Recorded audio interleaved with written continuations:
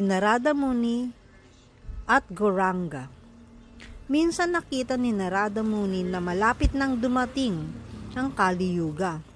Kaya naisip niyang tanungin si Krishna kung ano ang solusyon dito. Kaya pumunta siya sa Dwarka. Noong panahong iyon, si Krishna ay nasa bahay ni Satyabhama. Ngunit kailangan niyang ipaalam kay Rukmini na pupunta siya sa kanyang palasyo. Dahil dito, nilinis ni Rukmini ang buong palasyo kasama ang kanyang mga aliping babae at inihanda ang mga bata. Nagdala rin siya ng mga pandita upang bigkasin ang mga Vedic mantra. Naghanda siya ng mga banga na puno ng tubig, dahon ng saging at mga punong tubo. Ginawa niya ang lahat upang maging masaya at sagrado ang pagsalubong kay Krishna. Nang dumating si Krishna mula sa bahay ni Satyabhama, nagbigay si Rukmini ng maringal na pasalubong sa kanya. Pinayakap niya ang mga bata sa kanilang ama at dinala niya si Krishna sa loob ng palasyo. May espesyal siyang duyan para kay Krishna at doon niya sinimulan ang Abhishek, isang seremonya ng pagbibigay pugay sa pamamagitan ng paghuhugas sa kanyang mga paa. Habang ginagawa ito, bigla siyang napaiyak.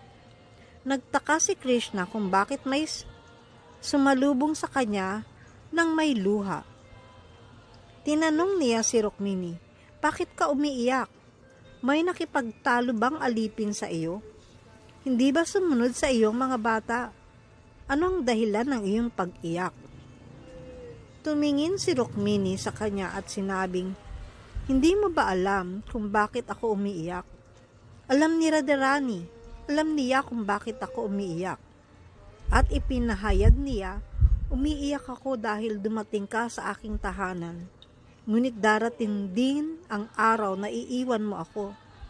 Kung ipapangako mong hindi mo ako iiwanan, kahit kailan, hindi na ako iiyak." Sinabi ni Krishna, hindi kita iiwan, hindi kita paiiyakin." Sinubukan niyang patahanin, inilapit sa kanya at ipinahid ang kanyang luha. Samantalang dumating si Narada Muni sa bintana at tinawag siya ng Krishna, "Gurudev, Gurudev!" Sa ganitong paraan, nawala ang tensyon ni Krishna kay Rukmini dahil sa pagdating ni Narada Muni. Kasama ni Rukmini, hinugasan nila ang mga paa ni Narada Muni. May inihanda silang espesyal na upuan pang guru o guru asana at pinaupo siya rito. Napansin ni Krishna na parang nababahala si Narada Muni, kaya nagtaka siya. "Bakit kaya ngayon umiiyak ang aking asawa at nag-aalala ang aking Gurudev? Karaniwan siyang payapa." Kaya tinanong niya si Narada Muni, "Bakit ka nababahala?" Sinabi ni Narada, "Nakikita ko na papalapit na ang mga sintomas ng Kali Yuga.